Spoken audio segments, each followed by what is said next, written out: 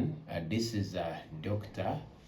Associate Professor Daniel Chibuka, the principal of Ugandan Online Center for Global Rebirth, University, USA. Today, I am giving a comprehensive online orientation for our students that are coming in for certificate, diploma, bachelor's, master's, and doctorate studies for the academic year 2026-2027. The theme of this academic year 2026-2027 is academic excellence, hybrid learning, professional skills, research, and transformational impact. Let's start by the opening welcome to the 2026-2027 academic year. Dear students, it is my privilege to welcome you to the 2026 academic year at the Global Rebirth University, USA Uganda Online Center. You are entering an academic environment that recognizes fundamental reality of contemporary higher education. University education can no longer be understood as mere transmission of information from lecturer to student. The modern university is increasingly concerned with the development of number one, advanced knowledge, intellectual competence, critical and analytical thinking, professional and practical skills, research capacity, digital competence, innovation, leadership, ethical responsibility, and the capacity to apply learning to complex and world problems. So this orientation therefore introduces you to an educational philosophy in which academic learning, flexible delivery, independent study, practical application, and skills development are intentionally interconnected or connected. So comparable approaches are visible across contemporary universities in Uganda and internationally. For example, we have what we call the WUTAM, describes learning opportunities from certificate to PhD through blended learning, digital engagement, and interdependent study. Also, we have Victoria University emphasizing experiential and work integrated learning. And institutions such as GRU and GRU University have expanded structured online learning models. However, students must understand an important principle today. The mode of delivery may change, but academic standards may not be lowered, must not be lowered. So online or hybrid learning is not inferior learning when it is properly designed, adequately supported, rigorously assessed, and governed by clear academic standards. So Uganda's National Council for Education recognizes open distance and e-learning as an additional mode of higher education while emphasizing the need to protect educational quality. Number two, let us look at the central academic philosophy. Let's look at the central academic philosophy. The central academic philosophy. So the academic philosophy for the year 2026-2027 is that class may be summarized as follows. It's going to be summarized as knowledge, understanding, analysis, application, competence, and impact. So a student should not complete a program merely able to repeat information. That's not our target. But a quality education experience should progressively enable the student, number one, to know what? Understand the established body of knowledge within a discipline. Secondly, and understand that to say interpret concepts, theories, principles, and evidence. Number next, analyze, that is say examine arguments, assumptions, evidences, and competing perspectives critically. Then also apply. So students are going to be able to use knowledge appropriately within professional, organizational, community, or research context. Demonstrate competence, show evidence of what one can actually do. Create impact, use education to address problems, improve systems, develop institutions, lead responsibly, and contribute to society. Therefore, our central academic question is not merely what qualification will I receive, it is also what knowledge will I gain or will you gain, what competence will I develop, what practical skills will I be able to demonstrate, and what problems will I be able to address. How will my education contribute to my professional, institutional, community, and society? Number 3, let us understand what does it mean that our programs are hybrid based. Actually, some of you don't understand the terminology hybrid based. This is one of the most important questions students ask. Number one, it is important that in our education, the term hybrid and blended learning are sometimes used differently by different institutions. Broadly, blended learning refers to intentional combination of digital learning and other structured forms of teaching and learning. The University of Nottingham, for example, distinguishes hybrid teaching from a broader blended learning, while the UK offices for students describe blended learning as combining in-person or digital delivery.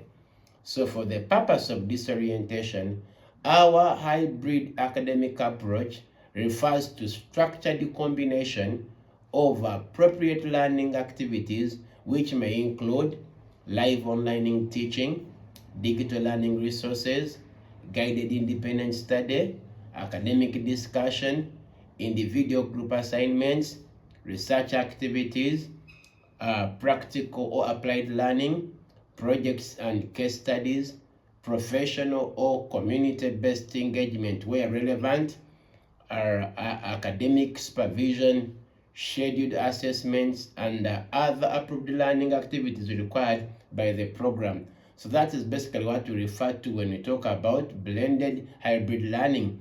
So the precise structure of each program must ultimately follow its approved curriculum, academic regulations, and institutional requirements.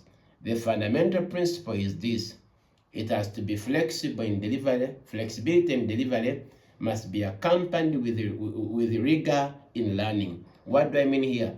Students should therefore never confuse online learning with casual learning, unstructured learning, learning without deadlines, learning without reading, learning without assessment, or receiving qualification without academic effort. This is not the purpose of the university education. Now, why hybrid and flexible learning? Why hybrid and flexible learning? Students frequently ask this question: why do we not study only through traditional classroom attendance? The answer is that contemporary higher education increasingly serves students with diverse professional, geographical, and personal circumstances. So hybrid and online models can provide greater flexibility while maintaining structured learning and requirements. For example, universities in Uganda currently offer various forms of online, distance, and blended learning.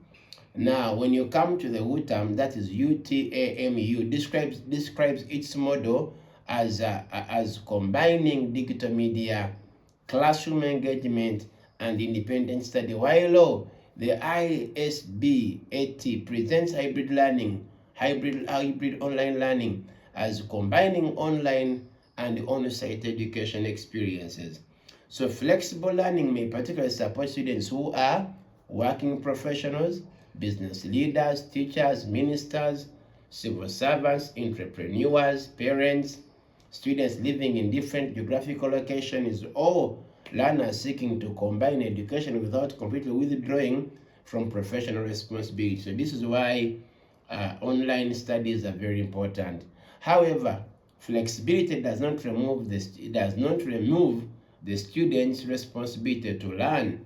The fact that it's flexible does not stop you from learning. In fact, flexible education requires greater self-discipline, time management, personal responsibility, digital competency, and academic maturity.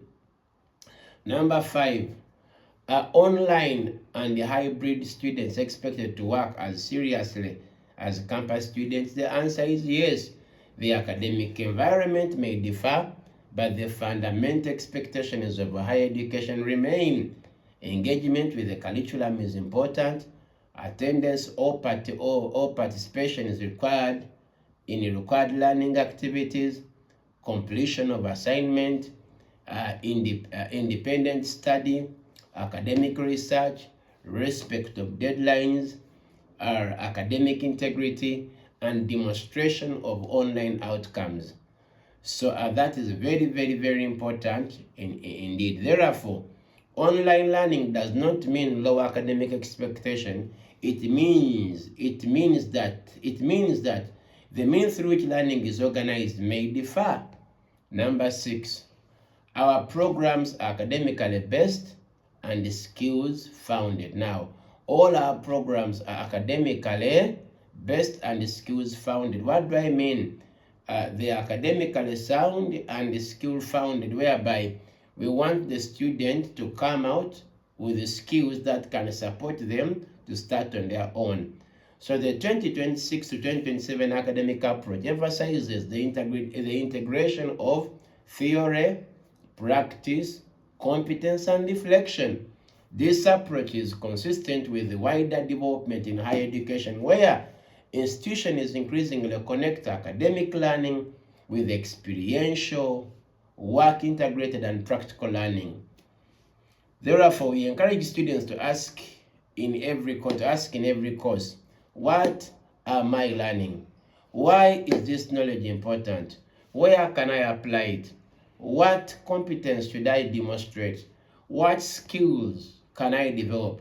And what problem can this knowledge help me solve? So that becomes very, very important. Let's understand the meaning of a skills-founded education. Now, a qualification is important. However, in the contemporary society where we live, employers, institutions, communities, and professional environments increasingly require evidence of competence and not just theory. Therefore, a qualification represents academic achievement, but competence demonstrates capacity to perform. So every student coming from Global Rebirth University, you must demonstrate capacity to perform. And skills enable the graduate to apply knowledge effectively. So students should therefore intentionally develop transferable skills such as academic and professional communication, critical thinking, problem solving, digital literacy, research literacy, report writing, presentation skills, leadership, teamwork, project management, innovation, ethical decision making, entrepreneurship where relevant, and data information literacy where relevant to the discipline.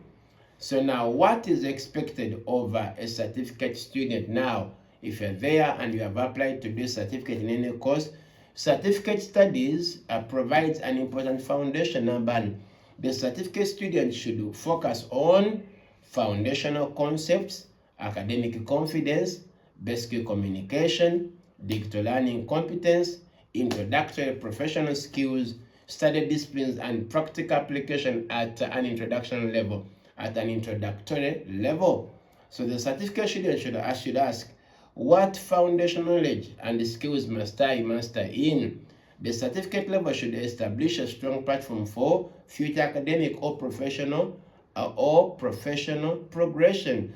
And also we have those who are just already a professional, but they're just getting higher advanced certificates. It's the same. What is expected of a diploma student? Number one, diploma education generally requires greater engagement with application and the professional competence.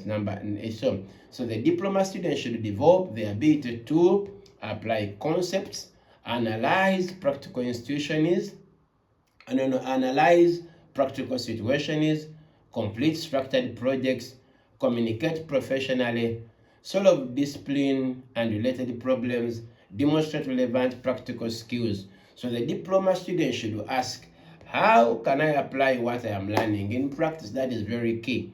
Number 10, what is expected of a bachelor's degree student? Because you are here and you're studying a bachelor's degree student, what is expected? What is expected out of you? Bachelor's level studies require a more advanced level of intellectual independence.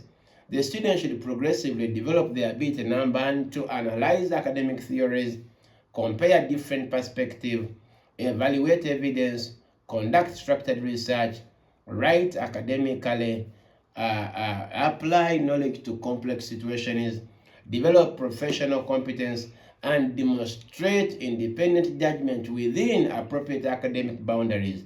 So the bachelor student should ask, how can I analyze, apply, and use knowledge to address real problems?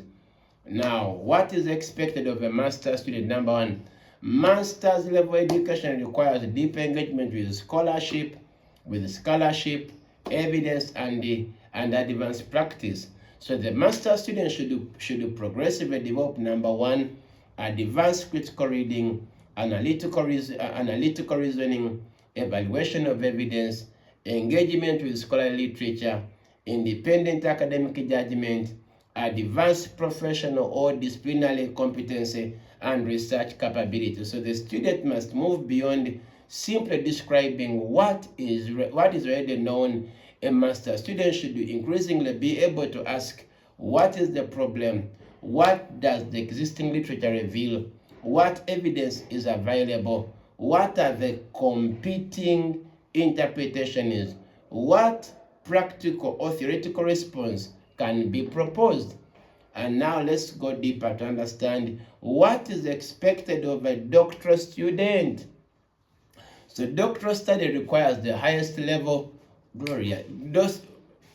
Doctoral students require the highest level of scholarly independence represented in this orientation. So a doctoral candidate must understand that a doctorate is not simply a collection of long assignments, large number of pages, a title, or an automatic continuation of a master's level coursework. Doctoral education requires sustained engagement with a significant research problem and disciplined scholarly inquiry. So the doctoral candidate should progressively demonstrate advanced literature engagement, conceptual clarity, methodological competence, research ethics, analytical depth, scholarly independence, academic writing, responsible engagement with evidence, the ability to make an original, substantial, or otherwise academically defensible contribution within the requirements of the program. So now that is very important, and that is very important. So we understand that the doctoral question is, what important question or problem am I investigating, and what contribution will my research make? That is very important. Then let's also understand, how will students learn practical skills? Students may ask, so if much of my program is online, how will I gain practical competence? Number one, the answer is that practical learning can be structured through methods appropriate to the discipline. This may include, this is what we are going to do. We are going to include case studies, simulations, professional tasks, workplace projects. These are going to be very important. Workplace projects, field activities where applicable, digital laboratory or exercises, practical demonstrations, research projects, portfolios, mentored professional practices, presentations, and problem-solving assignments. So now, for example, all these things I've just told you is what we are going to be using to put you at a practical experience as you are doing your studies. Now, what is the role of the lecturer? Now, the lecturer is not merely a person who gives information.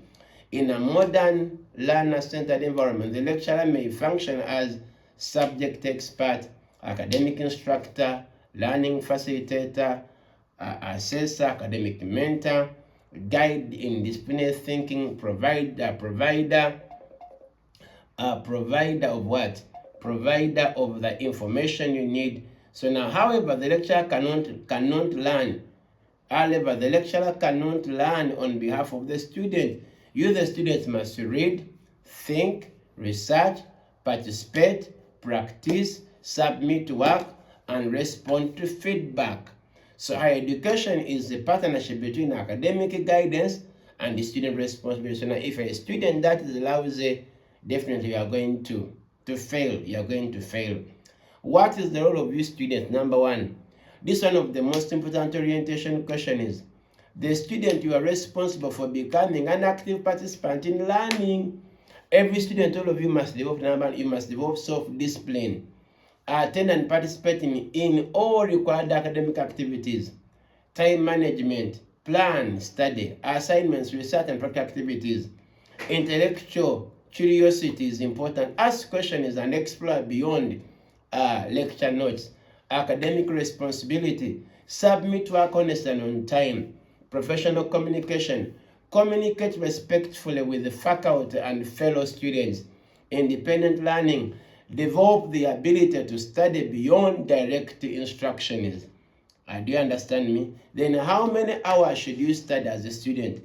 The exact workload will depend upon the program, course structure, and academic regulations. However, students should understand that university education requires learning beyond live classroom sessions. That is very key. So your study time should include reading, reviewing learning materials, preparing for classes, research, completing assignments, practical activities, group engagements where required, and revision. Therefore, a 1 hour class does not necessarily represent 1 hour of learning. University education requires significant independent intellectual engagement. So you should always prepare your significant independent time. Students should consult the specific program timetable, course outline, and credit requirement provided by our institution. So what is academic integrity? Because some of you don't understand what is academic integrity. What is academic integrity? It is a key that you understand what you must do as a student. So academic integrity means that academic work must truthfully represent your own scholarly effort. Don't always copy. Don't always copy. Don't always copy. Always represent your work.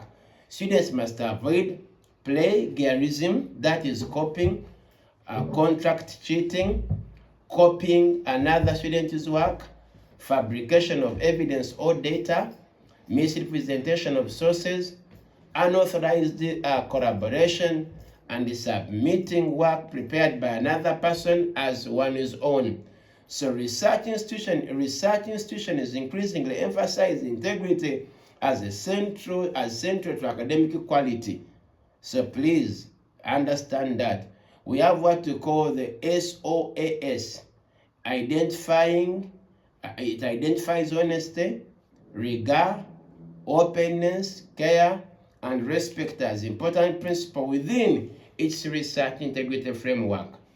Let's talk about academic success without integrity. Let's understand that academic success without integrity is not a true academic success. So if you've been studying without integrity, you are cheating your own future.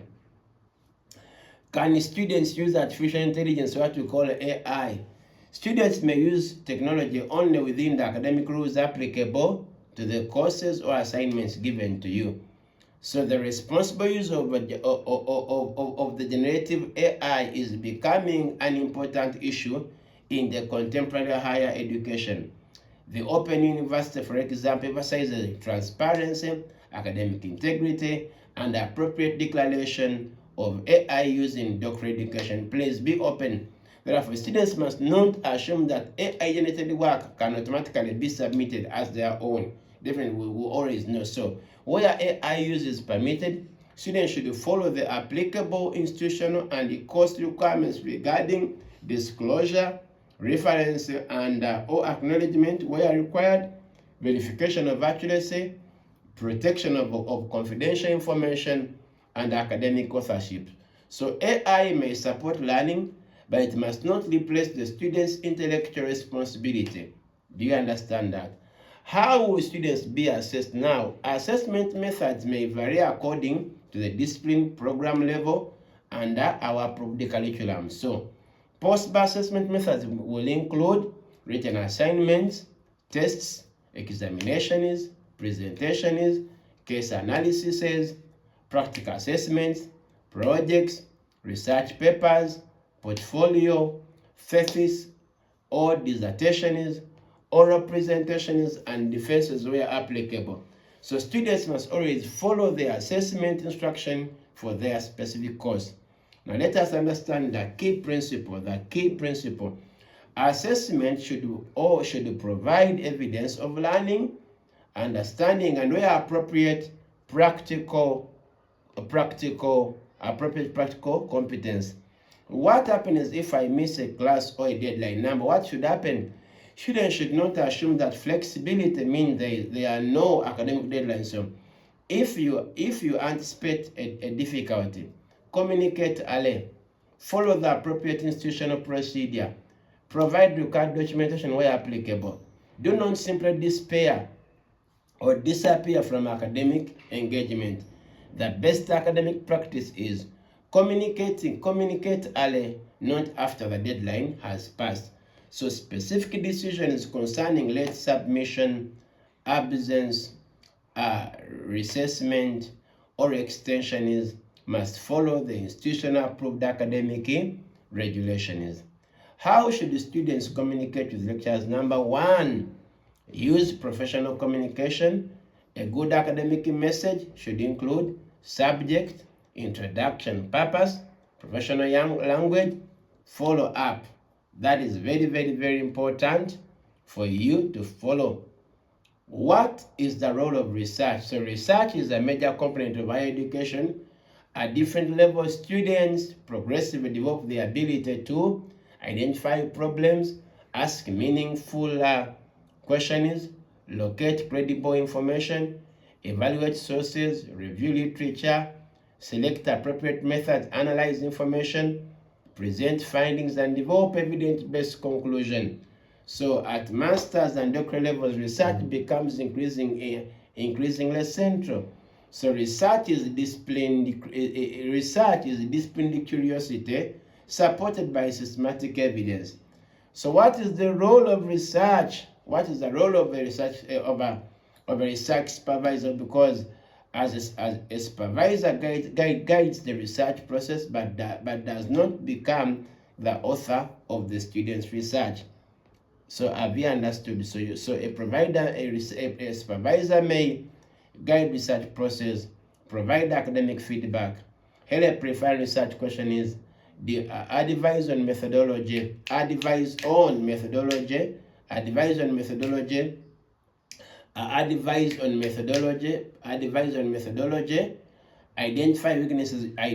weaknesses requiring improvement. So the student must, number one, take responsibility for progress. You must read independently, respond to feedback, meet agreed milestones, conduct research ethically, and produce original academic work. So the supervisor guides you in the journey, but you, the students, must walk the journey. You get my point now. How should you, the student, prepare for success? Number one, every student should establish a personal academic development plan. Ask yourself, academic goal. What qualification and academic outcomes are you pursuing? Skills goal. What practical competence do you need? A research goal. What intellectual or professional question do I want to investigate? Career goal. How will this program strengthen my professional future? Impact goal. How will my education contribute to society? That is key. Now let us understand the student learning cycle. So every student is encouraged to follow number one, prepare yourself, participate, study, apply, reflect, and improve. When we say prepare, read before academic sessions are required.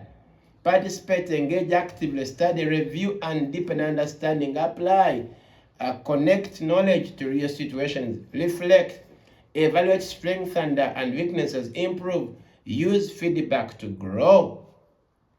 Now let us understand the difference between passing and becoming competent, because there are students who just pass but they never become competent. What do you mean there? So a student may pass an examination, however, academic success should not end there. The deeper question is, can you apply what you've learned? For example, a leadership student should increasingly demonstrate leadership capacity. And in all other disciplines, you must demonstrate what you have learned. So passing is important, but competence is more essential.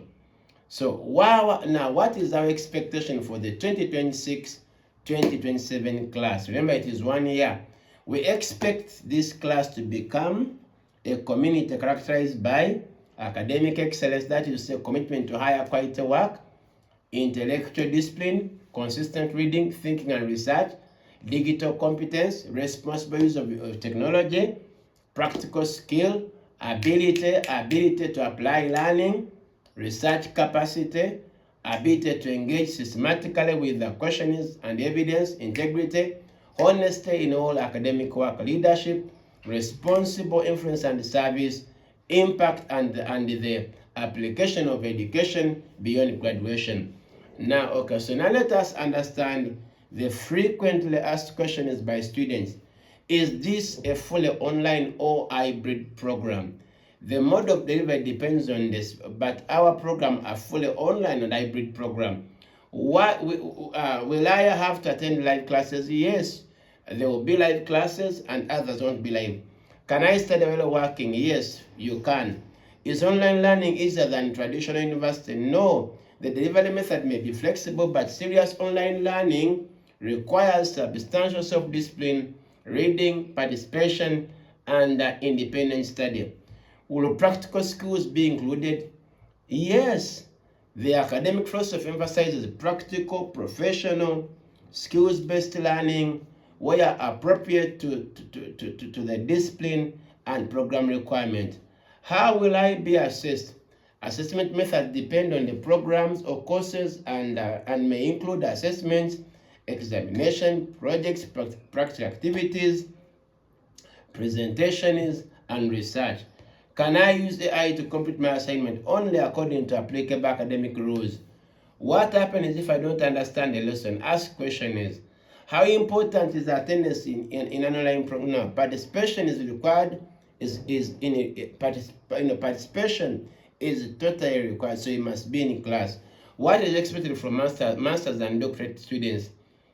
Greater dependence, advanced academic reading, critical analysis, research competence, and disciplined scholarly engagement.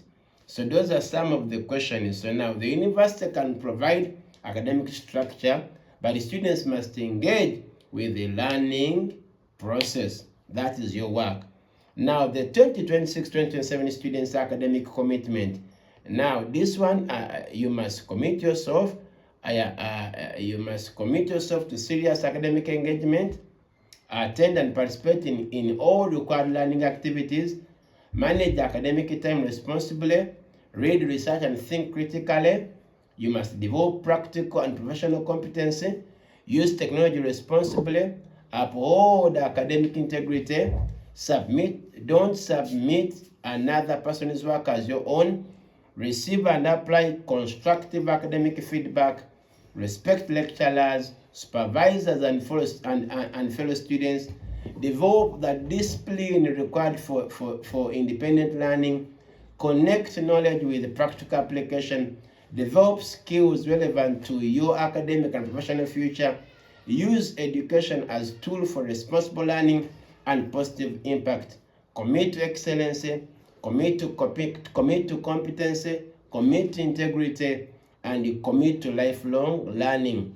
My final address to you as Dr. Daniel Chibuka, So as you begin the year, as you begin the year 2026-2027, as you begin the year 2026-2027, students, I encourage you to approach your education with seriousness, intellectual curiosity, and commitment to personal development. Don't study merely to accumulate certificates, study to understand. Don't pursue degree merely for a title, pursue competence. Don't read merely to pass examination, read to think. Do not research merely to complete dissertation, research to discover, understand, and contribute. Don't use technology merely for convenience. Use it responsibly to strengthen your learning. The future will increasingly require graduates who can combine knowledge with wisdom, theory with practice, qualification with competence, research with innovation, leadership with ethics, and education with service. Therefore, I charge every student, don't only enroll, but engage. Don't only attend, but participate. Don't only read, analyze. Don't only memorize, understand. Don't only learn, but apply. Don't only pass, develop competence. Don't only graduate, prepare to contribute. Welcome to Global Rebirth University, USA, Uganda Online Center. Welcome to 2026-2027 academic year. Learn with discipline, research with integrity, develop skill with purpose, lead with wisdom, graduate with competence, make a meaningful impact from today. Thank you for being a part of Global Rebirth University. The Lord richly bless you. So this has been our orientation. You are welcome to be a part of the class in every way in Jesus' name. And for more information, you can WhatsApp +256 777 45 39 32. Thank you.